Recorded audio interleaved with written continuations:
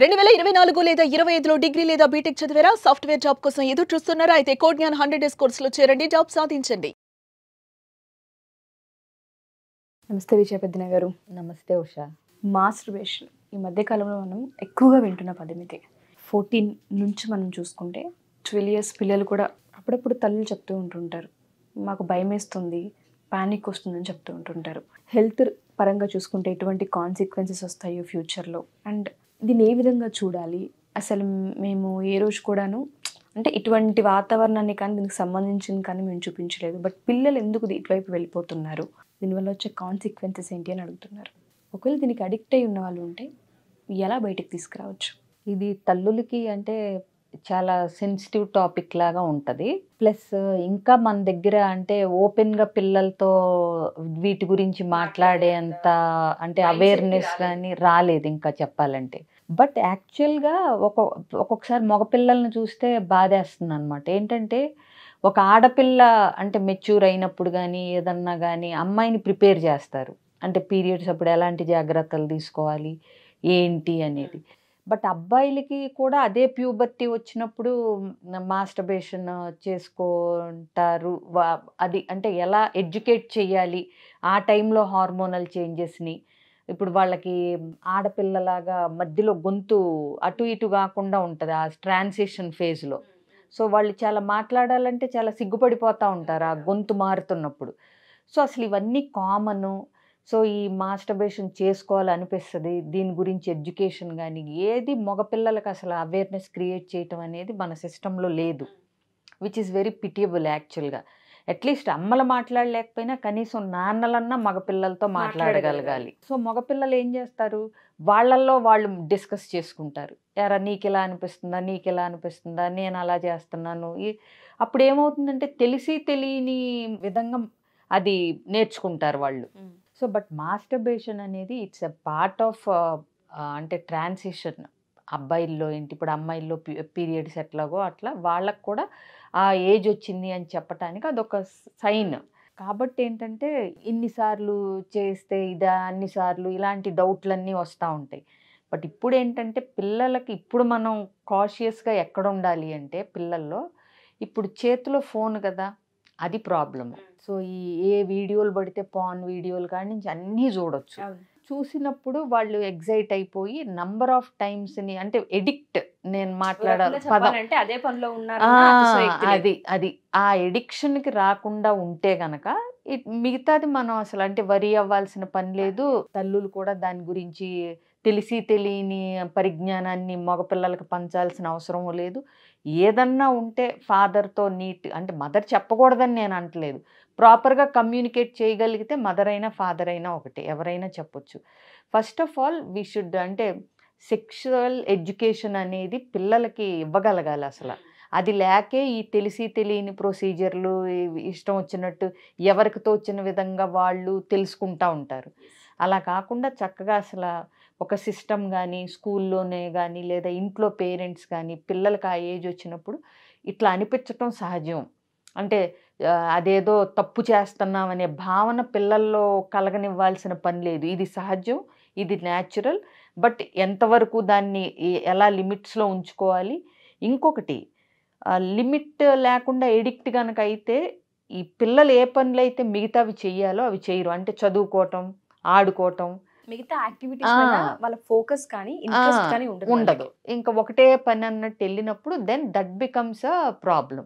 అప్పుడు ఖచ్చితంగా అడ్రస్ చేయాల్సింది ఉంటుంది, ఎవరి దగ్గరికన్నా తీసుకెళ్ళి కూడా మాట్లాడించాల్సి ఉంటుంది. అదర్వైజ్ తల్లులు ప్యానిక్ అవుతున్నారు అన్నావు, అవ్వాల్సిన పని లేదండి. పిల్లల్లో పెరిగే ప్రాసెస్ అది. ఇప్పుడంటే మనం ఇప్పుడు మాట్లాడుతూ వీడియోస్ ఇవన్నీ చేస్తున్నాం కానీ అంటే ఒకప్పుడు మరి వాళ్ళని ఎడ్యుకేట్ చేయడానికి అవేర్నెస్ కూడా ఎవరు ట్రై చేసేవారు కాదు. ఇప్పుడు నేను అన్నట్టు because of social media it's becoming a problem. ఇంకోటి కంపేర్ చేసుకుని నువ్వెన్నిసార్లు చేస్తాను, నేను అన్నిసార్లు, ఇవన్నీ ఏంటంటే పిల్లలు తెలిసి తెలియక మాట్లాడుకుని అదేదో విన్నట్టు. బట్ ఇన్ఫ్యాక్ట్ మాస్టర్బేషన్ వల్ల ఏంటంటే సెక్షువల్ టెన్షన్ తగ్గుతుంది, it gives relief from so many things. మాస్టర్బేషన్కి అంటే నెంబర్ ఆఫ్ టైమ్స్కి గురవ్వడానికి మెయిన్ రీజన్స్ ఏంటి అంటారు పిల్లలు? అంటే ఇది పేరెంట్స్ అట్లీస్ట్ ఐడెంటిఫై చేయగలిగితే పిల్లల్ని ట్రాక్ తప్పించడమో లేదా వీళ్ళ పద్ధతులు మార్చుకోవడమో లేదా వాతావరణంలో ఏదైనా చేంజెస్ తీసుకురావడము ఇంటి వాతావరణంలో ఆ స్కోప్ దొరుకుతూ ఉంటుంది పేరెంట్స్కి. దేనివల్ల అంటారు? కొన్ని అవి కూడా ఇంపాక్ట్ చూపిస్తాయి అని అనుకోవచ్చా మనం ఏమన్నా? ఎన్నిసార్లు చేసుకుంటున్నారు అనేది పేరెంట్స్కి ఎలా తెలుస్తుంది? తెలవదు. వాళ్ళ ఎవరి రూమ్లు వాళ్ళకు ఉన్నాయి. సపరేట్ లైఫ్ అయిపోవడం వాళ్ళది.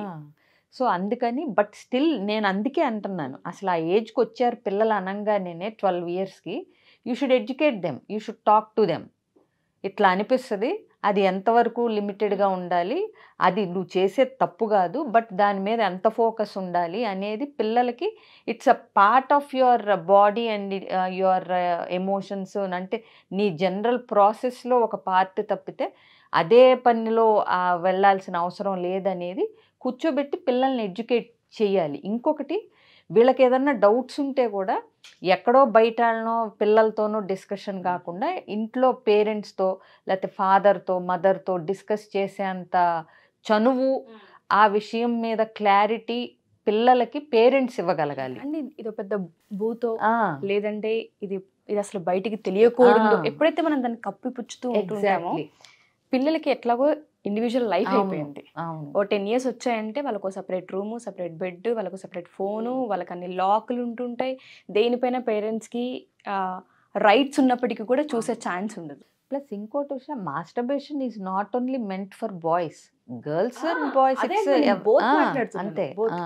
అందుకే అంటున్నా, ప్రాపర్ టైంకి ప్రాపర్ గైడెన్స్ పేరెంట్స్ నుంచి వచ్చినప్పుడు పిల్లలకు అసలు ఇబ్బంది ఉండదు. ఎగ్జాక్ట్లీ. ప్లస్ ఈ డౌట్స్ ఎక్కడ అడగాలి, ఎవరిని అడగాలి అనే ఒక కన్ఫ్యూజన్ కూడా పిల్లలకి పేరెంట్స్ ఇవ్వకూడదు. అట్లీస్ట్ ఇప్పుడు జనరేషన్ అన్నట్టుగానే మనలో ఒక ఫీలింగ్ వస్తూ ఉంది, ఏదో ప్లెజర్ కావాలనుకుంటుంది, మన హార్మోన్స్ మన కంట్రోల్లో లేవని పిల్లలు ఎప్పుడైతే అనుకుంటుంటారో, తండ్రినైతే తండ్రిని, తల్లినైతే తల్లిని కూర్చోబెట్టి భయపడకుండా సిగ్గుపడకుండా మాట్లాడే వాతావరణాన్ని ఫస్ట్ ఇంట్లో కల్పించాలి. అది పేరెంట్స్ ఇనిషియేట్ చేయాలి. మీ బాడీలో ఇక నుంచి ఈ చేంజెస్ వస్తాయి, సో మీరు వాటిని ఎలా డీల్ చేయాలి, మీకేదన్నా డౌట్ ఉంటే feel free to ask us అని చెప్పి పిల్లల్ని కూర్చోబెట్టి ఫస్ట్ పెద్దలు పేరెంట్స్ ఆ విషయం మాట్లాడగలగాలి. Then everything goes fine. Plus అన్నిసార్లు అదేమి నంబర్ ఏమి ఉండదు. కాకపోతే ఎవరి పని వాళ్ళు డేలో మిగతా పనులు సక్రమంగా అవుతున్నాయా లేదా అన్న దాన్ని బట్టి డిపెండ్ అవుతుంది.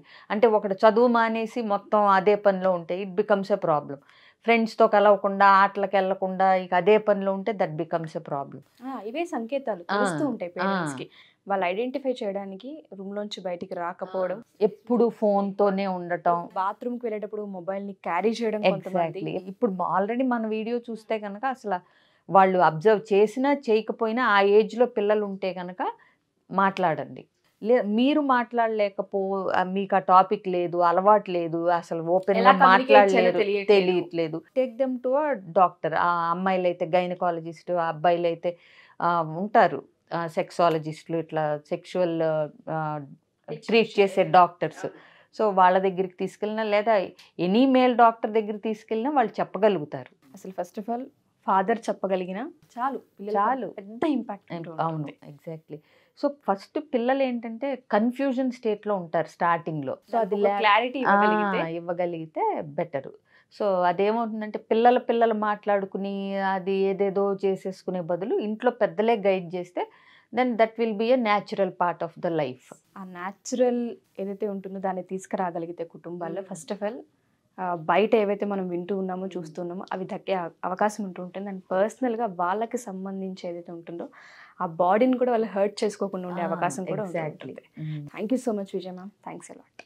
సుమన్ టీవీలో మీ పర్సనల్ అండ్ బిజినెస్ ప్రమోషన్స్ కోసం కింది నెంబర్కి కాంటాక్ట్ చేయండి.